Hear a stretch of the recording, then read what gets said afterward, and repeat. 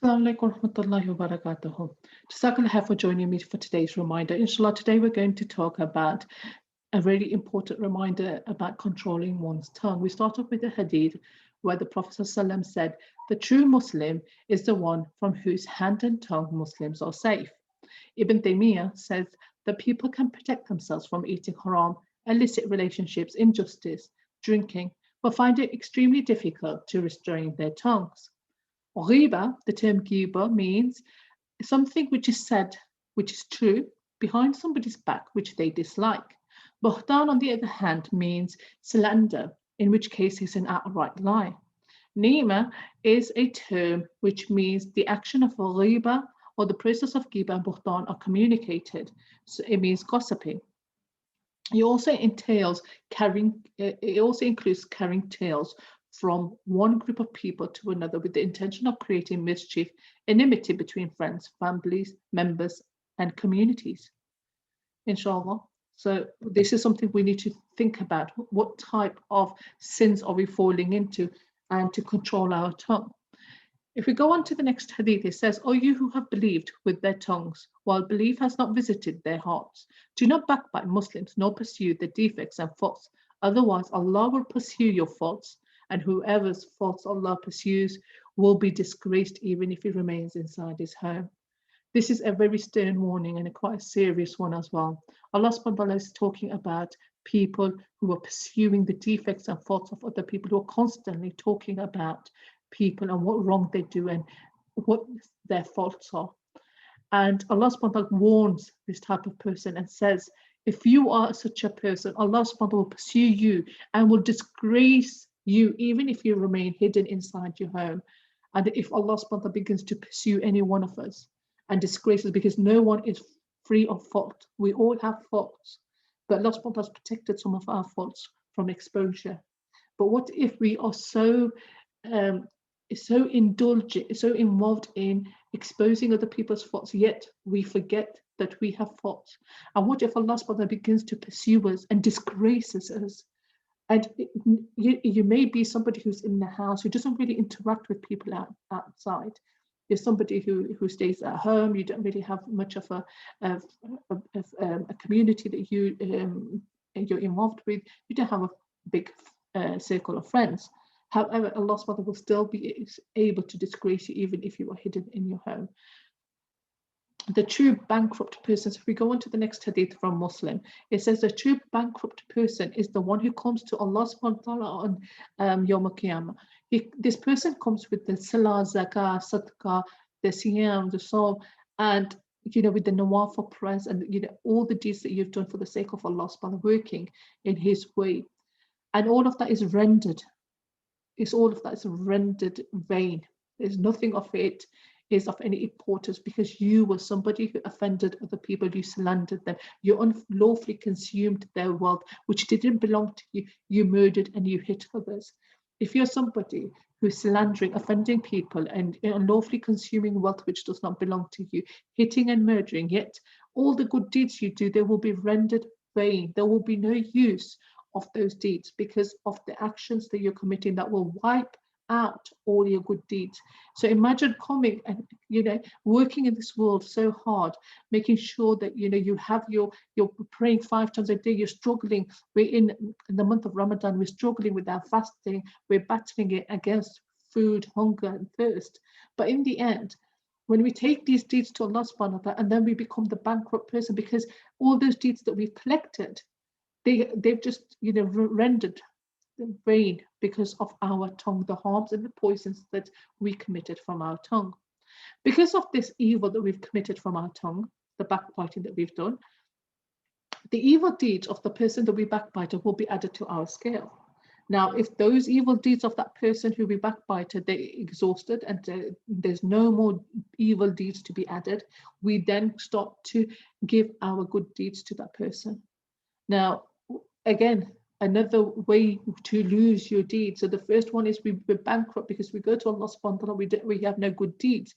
And one of the reasons is because we've had to give them away because of the person we backbited. The following hadith talks about the Prophet ﷺ, the punishment of the person who backbites. So the Prophet ﷺ said, I passed by people who had copper nails with which they were scratching their faces and their chest. And I asked Jibreel, who are these people? He said, these are the people who used to eat the flesh of others, meaning backbiting them, and attack their honor, attacking honor, exposing people's honor, or defaming people for no reason, defaming them, going out the way and saying that this person is a liar, or this person, it doesn't have these merits that they claim that they do. So you need to be careful of that. Whoever defends the honor of his brother or sister in the absence will be entitled to Allah's protection from the fire. Allah subhanahu wa ta'ala says he will protect the person who defends the honor of another Muslim. And this is a hadith from Tirmidhi, which is graded as Hassan, though the Imam Tirmidhi has a different type of grading. A lot of his hadith that are Hassan are actually da'if. And there is a possibility that this hadith may be weak, but he himself has graded it as Hassan, so we will keep that there. If a Muslim brother who is slandered in your presence and you're capable of defending that person, and you don't, Allah subhanahu wa ta'ala will not defend you in the hereafter. And that really coincides with the first hadith that we're talking about. Allah subhanahu wa ta'ala will not defend the person, and he says that Allah subhanahu wa ta'ala will destroy that person in this life and the next. Again, a very serious warning about the slandering and the defamation of others.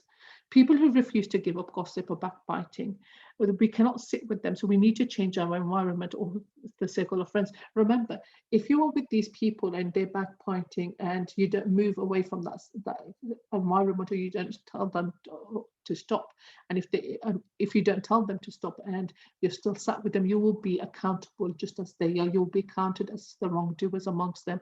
If you have asked them to stop and they refuse to listen to you, then again, you need to move away. You should be calling them to give up that sin. There are times where it's permissible to talk about people, but you need to be careful not to mix the two situations. So in situations where you're talking to somebody who's in an authoritative position, who can help you with the situation. So it's not about letting off steam, going to talk to a friend, getting it off your chest, as we say in English. No, it is about going to a person who is an authority, a judge, who can hear your case and then give you a verdict or some assistance.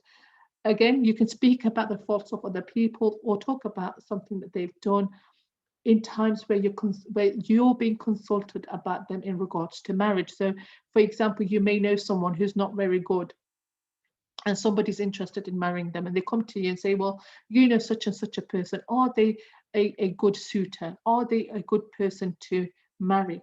And you can give them the honest opinion. If they're not good, you can tell them that, but you need to be exercising wisdom when you do, just as the Prophet ﷺ did when a woman came to him and asked him, I'd like to marry this man, and he said, he does not put his stick down, meaning that he's an abusive man. So the Prophet ﷺ warned her about his abusive nature without slandering or backbiting him, without saying he's an evil, wild man, he's an abuser, he's just a wife beater, he beats women, he's a coward.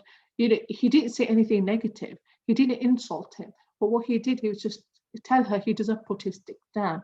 And let's not forget when the Jews used to come and say to the Prophet ﷺ, Assalamu alaikum, Assalamu alaikum, meaning death be on you.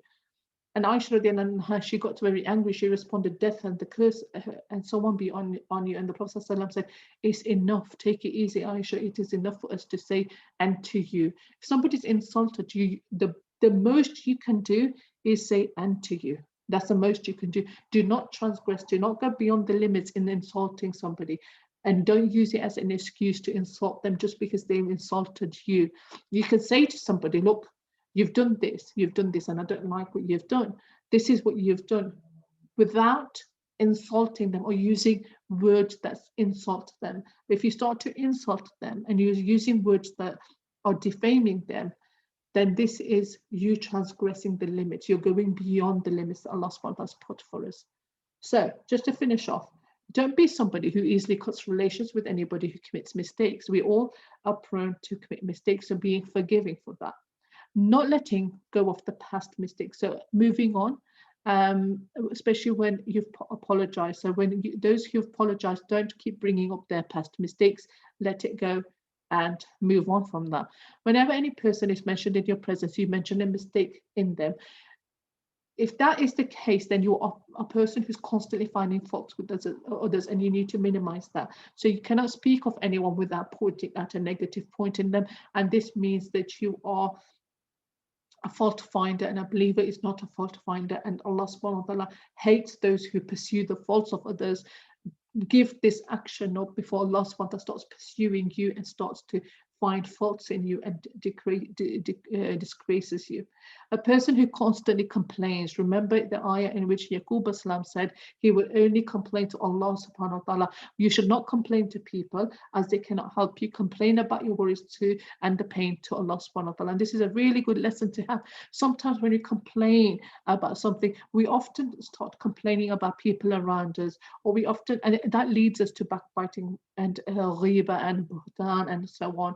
So we indulge in the wrong action simply because we backbited. So whatever complaint you have, turn to Allah subhanahu wa ta'ala, who can truly help you, inshallah. And have that patience, inshallah, and turn to Allah subhanahu wa ta'ala, so that you don't start talking about other people, that you don't fall in the trap of backbiting.